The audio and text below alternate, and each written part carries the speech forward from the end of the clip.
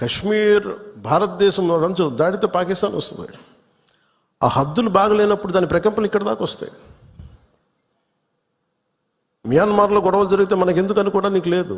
అక్కడి నుంచి రోహింగ్యాస్ వచ్చేసి ఇక్కడ మనకి ఆంధ్రాలో కూడా ఉంటారు చాలామంది. దాని ప్రకంపన దాని తాలూకు ఇంపాక్ట్ మనకి ఏముంటుంది అనుకుంటే, ఒక 10 సెంట్లు భూమి ఉంటేనే, రోజు 2 సెంట్లు భూమి ఉంటేనే మనం ఎంత తెలుస్తాం. అలాంటిది కంట్రీ సరిహద్దుల్ని మనం చూసుకోకపోతే నాయకులుగా వచ్చే ఉపద్రవాలు ఇలా ఉంటాయి.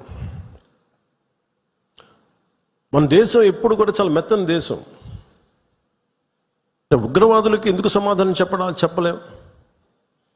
మీరు నిజంగా ఆవిడ పడ్డ బాధ చూస్తే ఇంత కనికరం అవసరం లేదు ఉగ్రవాదుల మీద అనిపించింది. నిర్దాక్షిణ్యంగా తీసేయాలన్నా. ఆవిడ అన్న మాటలు, చంద్రమౌళి గారు మేము మన వైజాగ్లో కనుక, ఆయన రిటైర్డ్ ఎంప్లాయీ, బ్యాంక్ ఎంప్లాయీ,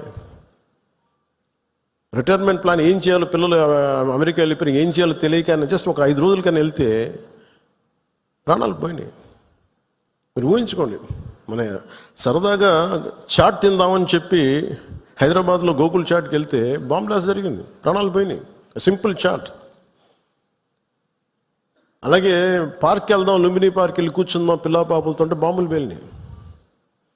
అంటే ఉగ్రవాదం తాలూకు పంజా అన్నిటి మీద ఉంటుంది.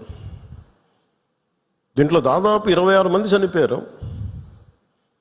ఈ గుర్రాలని తీసుకెళ్ళి ఒక్కతను మటుకు ఒకే ఆయన ముస్లిం. మిగతా 25 మంది 25 మెంబర్స్ హిందూస్. అది కూడా ఆయన ఎదిరించాడు.